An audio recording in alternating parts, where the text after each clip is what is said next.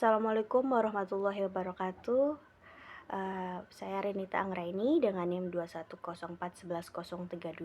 Di sini saya akan mempresentasikan tentang studi kelayakan atau feasibility study di perusahaan daging Derimi Beef. Yang pertama, di dalam mind map ini saya akan sedikit menerangkan atau menjelaskan tentang aspek pasar, aspek teknis, aspek manajemen, aspek ekonomi dan sosial, aspek hukum, serta aspek keuangan. Yang pertama, ada aspek pasar. Di dalam aspek pasar ini terdapat permintaan. Perusahaan daging ini memiliki dua produk daging, yaitu produk daging lokal berasal dari pemotongan sendiri serta daging impor. Untuk daging lokal sendiri difokuskan untuk para penjual di pasar, dan untuk daging impor difokuskan untuk usaha seperti restoran, rumah makan, dan kafe. Berdasarkan data jumlah usaha restoran, rumah makan, dan kafe di wilayah Ciayu, Majakuning, Banyumas, Yogyakarta, Tegal, Brebes, Bumi Ayu, dan Cilacap didapatkan dari sumber data Badan Pusat Statistik pada tahun 2019 sampai 2022, didapatkan untuk menghitung KPT pada perusahaan kita. Berdasarkan data tabel di samping, untuk perhitungan KPT diambil dari data permintaan pada tahun 2022 dengan demand daging impor sebesar 1.208,52 ton per tahun atau 3,357 ton per hari. Oleh karena itu, KPT teoritis produk daging impor di PT kami adalah minimal 3.350 ton per hari atau dengan KPT aktual sebesar 4 ton per hari. Kemudian pada aspek pasar juga kita menghitung tabel proyeksi. Diinformasikan bahwa setiap tahun demand atau permintaan daging lokal mengalami peningkatan sebesar 0,3 ton per hari atau 108 ton per tahun atau 360 ekor sapi per tahun. Untuk perhitungan KPT daging lokal, kami mengambil data pada tahun 2023 dengan memotong 1.440 ekor sapi per tahun atau 4 ekor sapi per hari. Jika dikonversikan ke dalam besaran massa, sekitar 1,2 ton per hari daging lokal. Oleh karena itu, KPT daging lokal perusahaan kami sebesar 1,2 ton per hari. Kemudian pada aspek pasar juga ada namanya penawaran. Perusahaan kami memfokuskan penawaran produk untuk pasar lokal, meliputi penjual daging pasar di tradisional untuk daging lokal dan pelaku usaha seperti restoran, rumah makan, catering, cafe untuk daging impornya. Bisa dilihat ini adalah data jumlah restoran dan pertumbuhannya. Untuk tabel pertumbuhan penawaran daging lokal bisa dilihat pada tahun 2019, 2020, 2021, 2022 mengalami pertumbuhan sekitar 0,1%. Untuk pada aspek pasar sendiri itu ada harga. Untuk harga produk daging di perusahaan kami setiap tahunnya relatif stabil, yaitu normalnya sebesar 85 kilo per kilonya. Untuk produk daging lokal sendiri sebesar 85.000. Kemudian dapat dilihat ini adalah rantai pasok untuk daging sapi lokal dengan supplier awal dari peternakan sapi lokal dari Pekalongan, kemudian distributor didistribusikan ke rumah potong hewan yang merupakan rumah potongnya di PT kami sendiri, yaitu PT Deremi Beef. Kemudian dari PT Deremi Beef kami distribusikan ke penjual di pasar tradisional, restoran, serta orang yang membeli langsung kepada PT kami. Kemudian ini adalah rantai pasok daging sapi impornya sendiri, dimulai dari peternakan daging sapi di Australia, kemudian kita mengambil pemasok daging sapi impor didistribusikan ke perusahaan kami sendiri, yaitu perusahaan Deremi Beef. Kemudian kami distribusikan ke mall, terus ke restoran, ke kafe-kafe. Kemudian di sini ada perusahaan daging. Di dalam SIPOK ini terdapat supplier, input, proses, output, dan customer. Untuk daging sapi lokal sendiri, suppliernya yaitu dari Pekalongan, Jawa Tengah, kemudian diinput dengan untuk daging sapi lokal sendiri itu ada beberapa grade. Yang pertama, grade 1 adalah bagian paha dan paha belakang. Grade 2 pada bagian dada dan perut. Grade 3 itu kepala dan tetelan. Pada proses sendiri untuk daging sapi lokal yaitu pada penyembelihan, pemotongan, pemisahan, pengemasan, dan penyimpanan. Output untuk daging sapi lokal sendiri adalah daging yang berkualitas, harga yang murah, dan kita mempunyai sertifikat halal. Untuk customer sendiri untuk daging sapi lokal yaitu pasar tradisional, ibu rumah tangga di wilayah Ciayu Majakuning, Pleret, Kedaung, Cirebon, Majalengka, Indramayu, dan Kuningan.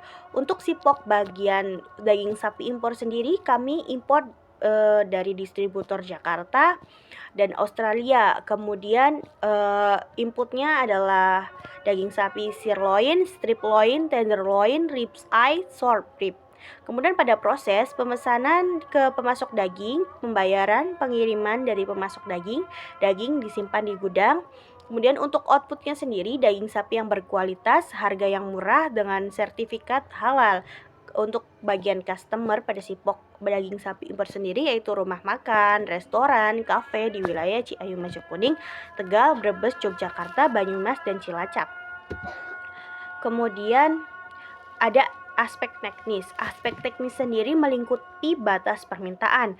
Dalam batas permintaan, berdasarkan data proyeksi permintaan daging untuk menghitung KPT, kami ambil data permintaan pada tahun 2022 dengan demand daging sapi impor sebesar 1.208,52 ton per tahun dengan 3.357 ton per hari. Oleh karena itu, KPT teoritis produk daging sapi impor kami adalah minimal 3.357 ton per hari atau dengan KPT aktual sebesar 4 ton per harinya.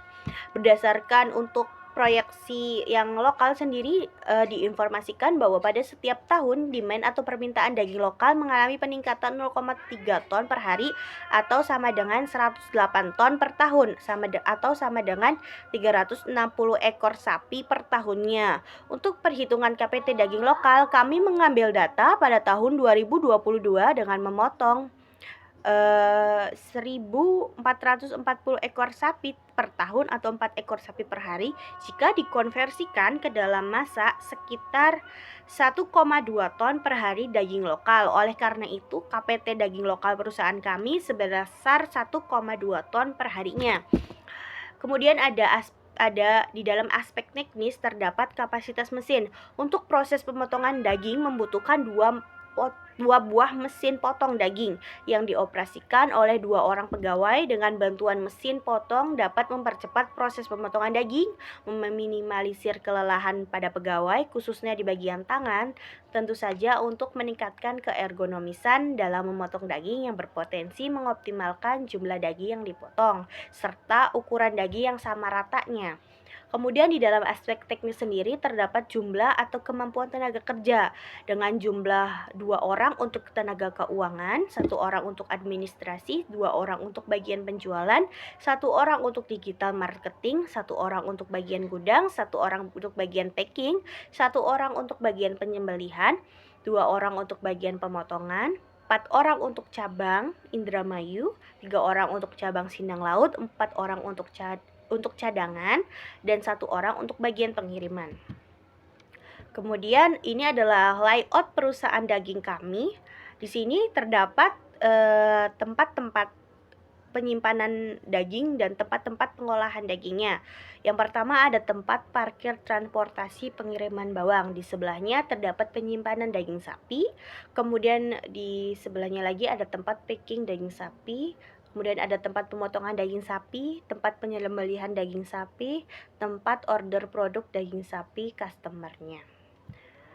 Kemudian ada proses produksi daging sapi lokal. Untuk proses produksinya, sapi dicek dengan keadaan sehat dan siap untuk disembelih. Kemudian kita sembelih sapi itu sesuai dengan standar syariat Islam yang ada di MUI. Terus sapi siap ditransfer ke bagian pemotongan untuk melakukan pemotongan daging sapi. Pemotongan ini menggunakan mesin potong daging yang telah disediakan dan dilakukan dengan cara baik dan benar sesuai dengan SOP yang telah ditentukan.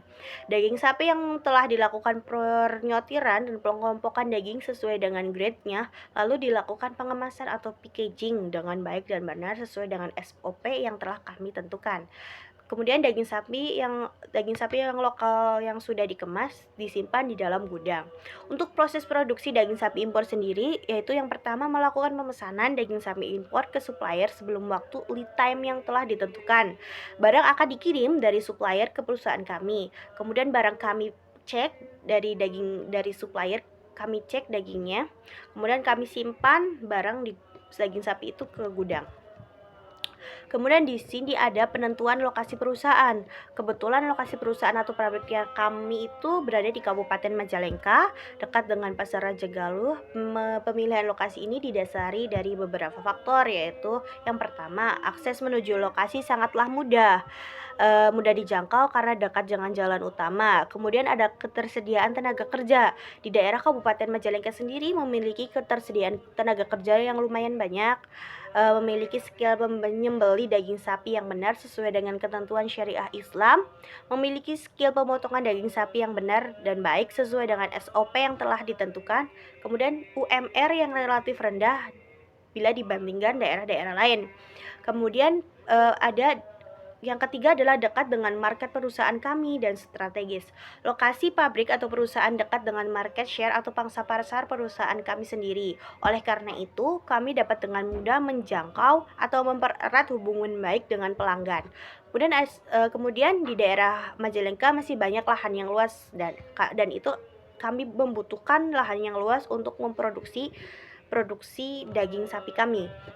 Untuk harga tanah juga masih relatif lebih rendah dibandingkan daerah-daerah lain. Kemudian adanya ketersediaan listrik dan air yang mudah didapatkan.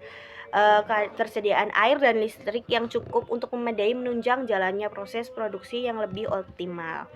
Kemudian ada aspek manajemen.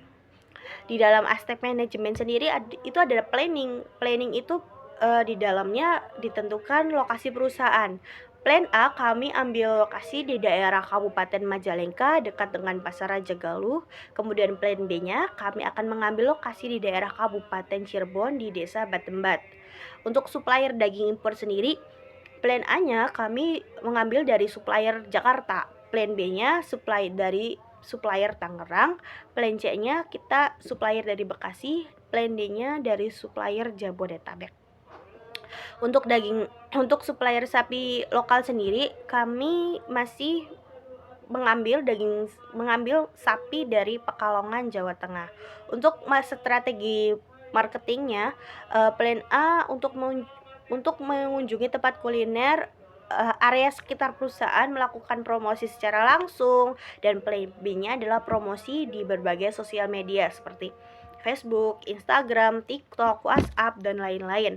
Untuk plan C sendiri, kami mempertahankan pelanggan yang sering memberikan promosi, hampers, serta hadiah untuk pelanggan. Kemudian ada mesin dan fasilitas. Kita selalu mengontrol mesin dan fasilitas secara rutin. Kemudian ada sumber daya manusia. Dalam perekrutan sumber daya manusia, tentu saja kita harus memperhatikan skill atau kompetensi tenaga kerjanya. Seperti dalam hal menyembelih sapi sesuai dengan syariat Islam, dan kemampuan mengoperasikan mesin potong daging dan kemampuan lainnya yang dimiliki oleh pegawai kami. Kemudian ada pengiriman barang. Pengiriman barang dimulai dari pukul 10 WIB sampai dengan pukul 11 WIB. Kemudian ada lagi kita melakukan pengiriman pukul 16 WIB sampai dengan 17 WIB. Kemudian kita melakukan distribusi lagi sekitar pukul 01.00 sampai dengan 03.00. Untuk bagian limbahnya, plan A kami promosi hasil olahan limbah kami bisa melalui media sosial dan melakukan penjualan secara online. Plan B, jika kapasitas produksi hasil olahan limbah terbatas dan pihak membutuhkan banyak, diprioritaskan yang terdekat dengan perusahaan agar meminimalisir ongkos kirim. Oh ya, untuk limbah daging sapi sendiri itu kita itu lumayan bisa memanfaatkan, seperti kayak jeroan kan itu termasuk limbah ya. Jadi kita bisa apa ya, mengolahnya kembali atau kita bisa menjualnya kembali. Pada aspek manajemen juga terdapat susunan direksi. Bisa dilihat ini adalah susunan direksi, ada direktur utama, direktur keuangan, direktur personalia, manajer personalia, manajer pemasaran, manajer pabrik, manajer ADM atau gudang, ada di bawahnya ada divisi-divisinya. Kemudian di dalam ada aspek ekonomi dan sosial. Di dalam aspek ekonomi dan sosial terdapat pemerataan dampak sosial dan ekonomi. Contohnya penciptaan lapangan kerja. Industri daging sapi ini menciptakan berbagai peluang kerja, mulai dari peternakan, pengolahan daging, hingga distribusi ke penjual. Ini akan mengurangi tingkat pengangguran. Kemudian ada peningkatan produktivitas ekonomi. Bisnis daging sapi dapat berkontribusi signifikan terhadap produk domestik bruto atau PDB melalui peningkatan produktivitas sektor peternakan dan pengolahan makanan. Kemudian yang kedua ada dampak pada industri lain seperti industri pertanian, industri pakan, ternak, kemudian industri kuliner dan industri hotel, restoran, dan catering. Kemudian ada dampak pada masyarakat ya. Perusahaan daging menciptakan banyak lapangan kerja, mulai dari peternakan, pemrosesan, hingga distribusi. Hal ini sangat membantu mengurangi tingkat pengangguran di masyarakat sekitarnya. Kemudian ada aspek hukum. Di dalam aspek hukum terdapat legalitas usaha. Bisa dilihat ini adalah data perseroan legalitas usaha perusahaan kami dengan nama perseroan yaitu PT Deremi Beef Indonesia dengan alamat lengkap di Jalan Bahagia Raja Galuh nomor 19 Kabupaten Cirebon, Jawa Barat dengan kegiatan usahanya dengan nomor 46321 pedagang besar daging sapi olahan dengan modal usaha sekitar 100 juta rupiah. Jaminan yang dilakukan oleh pemilik usaha PT Deremi Beef Indonesia ini berupa perjanjian tertulis maupun perjanjian lisan sesuai dengan diperlihatkan pada objek dari perjanjian tersebut digunakan sebagai kegiatan usahanya. Kemudian ada aspek keuangan. Di dalam aspek keuangan itu terdapat HPP. Yang pertama kita akan menghitung HPP daging impornya. Di dalam HPP terdapat biaya bahan baku. Bisa dilihat ini adalah jumlah biaya bahan bakunya sekitar 245 juta rupiah dengan rincian biaya daging sapi ember dengan harga 80.000, kuantitasnya 250, kemasan 100.000 dengan kuantitas 1, ongkos kirim 350 dengan kuantitas 1. Kemudian di dalam HPP juga terdapat biaya tenaga kerja langsung, yaitu ada biaya tenaga kerja langsung bagian packaging dengan dihargai dengan 50.000 dengan kuantitasnya 1 dengan jumlah 50.000. Kemudian di dalam HPP daging sapi lokal ini terdapat biaya overhead. Di dalam biaya overhead ini terdapat tenaga kerja tidak langsung seharga 60.000 dengan kuantitas 19.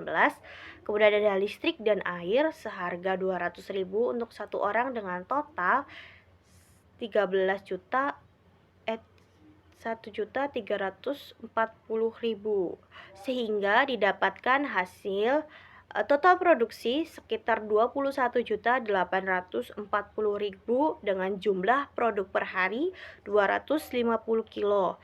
Untuk menghitung HPP sendiri dengan cara total produksi dibagi jumlah produksi per harinya. Jadi didapatkan 21.840.000 dibagi 250. HPP-nya dihasilkan HPP-nya 87.360 atau dikonversikan menjadi 87.000. Maka HPP untuk daging impor adalah sebesar 87.000. Untuk daging sapi lokal sendiri dengan biaya bahan baku dengan total 21.684.000 dengan rincian bahan baku dengan sapi, harga sapi sendiri Rp21.500.000 dengan kuantitasnya 1, kemasan box daging dengan harga 28.000, kuantitasnya 3, kemasan plastik dengan 50.000 1, ongkos kirim 50.000 1, dengan total seluruh biaya bahan bakunya adalah 21.684.000.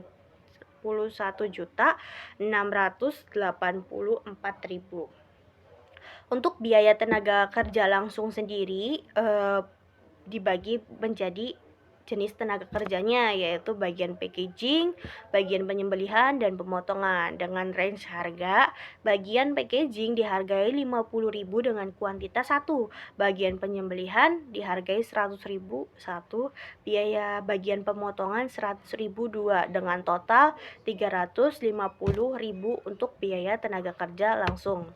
Kemudian biaya overhead pada daging sapi lokal sendiri terdapat 2 jenis biaya, yaitu tenaga kerja tidak langsung dengan dihargai 60.000 dengan kuantitas 19, listrik dan air 200.000 dengan kuantitas 1, dengan jumlah biaya overhead 1.340.000, sehingga didapatkan total produksinya adalah 20.874.000 dengan jumlah produksi per harinya yaitu 250. HPP-nya total produksi dibagi dengan jumlah produksi per harinya. Jadi bisa dihitung 20.874.000 dibagi 250. HPP-nya dihasilkan 83.496 dikonversikan menjadi 83.000. Maka HPP untuk daging impor sendiri sebesar 83.000. Kemudian ini adalah laporan laba rugi daging impor kami. Sales atau penjualan dengan range seluruhnya yaitu 8.100.000 dengan PPN 11%. Kami menggunakan PPN pajak adalah 11%. Dengan hasil dengan 11% itu kami mendapatkan 891.000. Kemudian kita menggunakan net sales atau penjualan bersihnya sebesar 8.991.000. Iya. Kemudian ada CONGS atau HPP dengan total 7.862.400.000 rupiah. Kemudian ada biaya komersial. Di dalam biaya komersial terdapat biaya administrasi sebesar 36 juta, biaya marketing sebesar 12 juta, dengan total biaya komersial sebesar 48 juta.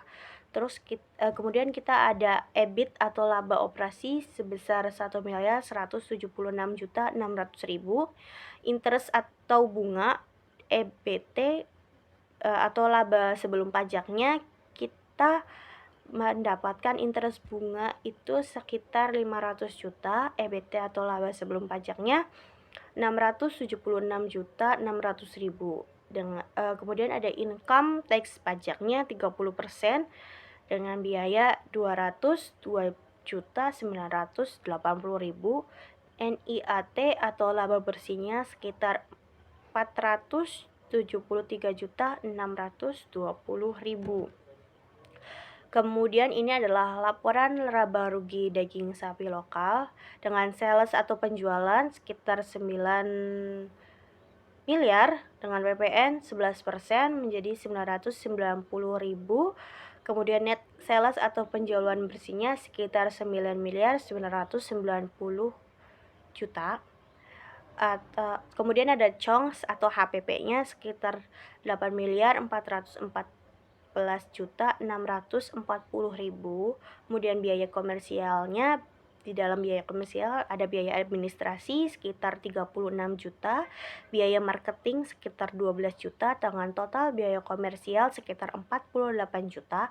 Kemudian kita menghitung EBIT atau laba operasinya sekitar 1.527.360.000. Kemudian interest bunganya sekitar 500 juta, EBT atau laba sebelum pajaknya sekitar 1.273.060.000 dengan income tax pajaknya sekitar 30% dengan net laba bersihnya sekitar total income pajaknya kan 308.208.000, net atau laba bersihnya sekitar 719.520.000.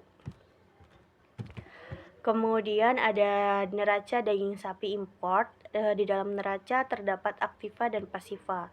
Aktiva lancar sendiri terdapat kas atau bank sekitar 200 juta, piutangnya 50 juta, persediaannya 100 juta, biaya dibayar di muka atau biaya uang sewa sekitar 50 juta, dengan total aktiva lancar sekitar 400 juta rupiah. Untuk aktiva tetap sendiri terdapat tanah dengan biaya 200 juta, bangunan 400 juta, kendaraan 100 juta, mesin atau peralatan pabrik sekitar 30 juta, peralatan kantor 10 juta, aktiva tetap lainnya 10 juta, akumulasi penyusutan sekitar 10 juta, total aktiva tetapnya sekitar 760 juta, dengan total semua aktiva lancar dan aktiva tetap sekitar 1.160 juta. Kemudian kita menghitung pasiva pada daging sapi impor. Di dalam pasiva terdapat hutang bank sebesar 200 juta, hutang dagang sebesar 150 juta, hutang lainnya sekitar 100 juta, hutang jangka panjangnya 100 juta, dan dengan total hutang 550 juta. Kemudian kita menghitung saham biasanya sekitar 50 juta, modal laba ditahan 50 juta, laba tahun berjalan 10 juta, modal disetor 500 juta, dengan total seluruh pasiva 1.160 juta. Kemudian ini adalah neraca daging sapi lokal. Di dalam neraca daging sapi lokal terdapat aktiva. Di dalam aktiva terdapat dua aktiva, yaitu aktiva lancar dan aktiva tetap. Bisa dilihat ini adalah total aktiva lancarnya sekitar 400 juta untuk daging sapi lokal, aktiva tetapnya dengan total 760 juta, dengan total aktivanya adalah 1.160 juta. Kemudian kita hitung pasiva. Total hutang yang kami punya yaitu 550 juta. Kemudian ada saham biasa sekitar 50 juta, modal laba ditahannya sekitar 50 juta, laba tahunan berjalannya 10 juta, modal disetornya 500 juta, dengan total pasiva 1.160 juta rupiah. Kemudian ini adalah tabel cash flow daging sapi impor. Terdapat di dalam cash flow ini terdapat ada inflow, pendapatan, depresiasi, total inflow, outflow, operating cost, investasi, biaya lainnya. Kemudian ada total outflow dan penerimaan tunai, kumulatif tunai. Pada tahun pertama atau tahun 0 ini kita hanya mendapatkan investasi sekitar 3 miliar. Kemudian pada tahun pertama kita mendapatkan pendapatan sekitar 8.991.000.000 dengan depresiasi sekitar 1 juta, dengan total inflow-nya adalah 8.099.992 juta. Kemudian outflow-nya kita operasi cost-nya sekitar 7.862.400.000 rupiah, dengan biaya investasi tidak ada, biaya lainnya sekitar 20 juta, dengan total outflow sekitar 7.882.400.000 rupiah, dengan penerimaan tunai sekitar 1.109.600.000 rupiah, dengan kumulatif tunai sekitar 1.890.400.000 rupiah. Bisa dilihat ini di tahun kedua kita mempunyai kumulatif tunai sekitar minus 500 juta 55.080.000 rupiah. Kemudian tahun ketiga kita itu sudah tidak minus atau sudah memiliki keuntungan sekitar 893.100.000 rupiah.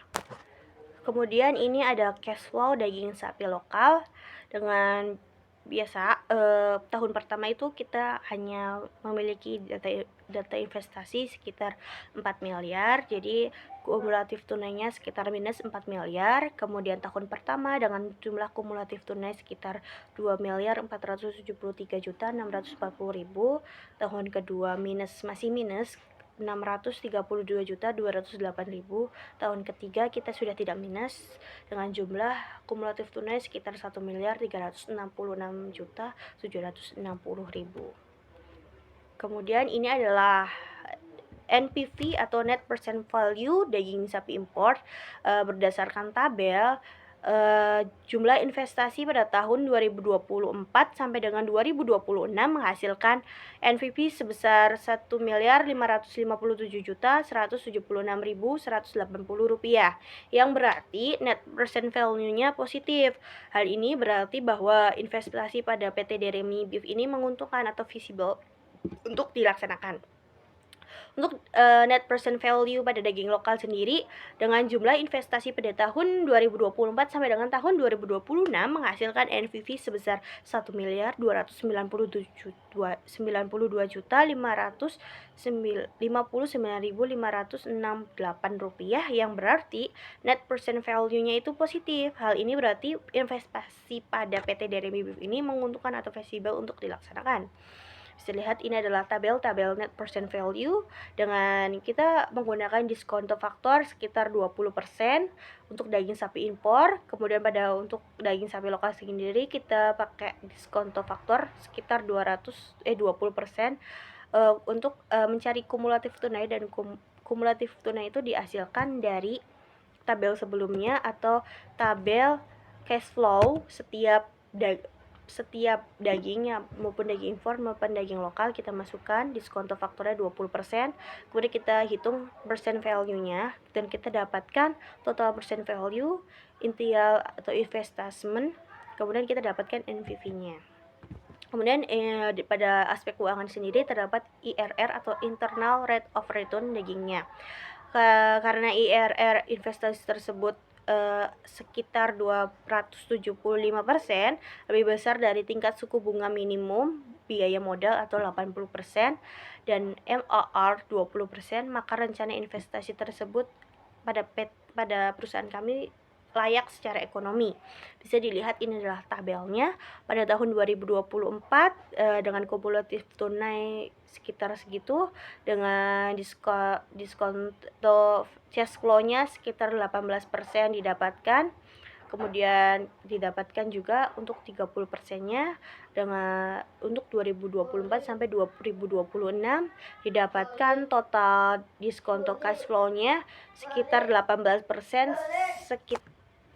dengan internal investment sekitar minus 3 miliar dengan IRR 275.200.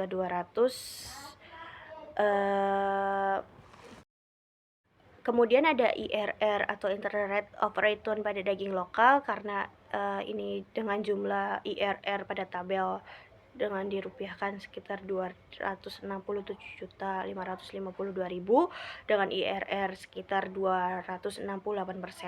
Karena IRR investasi tersebut sekitar 268%, lebih besar dari tingkat suku bunga minimum biaya modal sekitar 18% dan MOR 20%, maka rencana investasi tersebut secara bisa disebut layak secara ekonomisnya. Sekian presentasi dari saya, kurang lebihnya mohon maaf. Jika ada kesalahan kata, mohon dimaafkan. Terima kasih. Wassalamualaikum warahmatullahi wabarakatuh.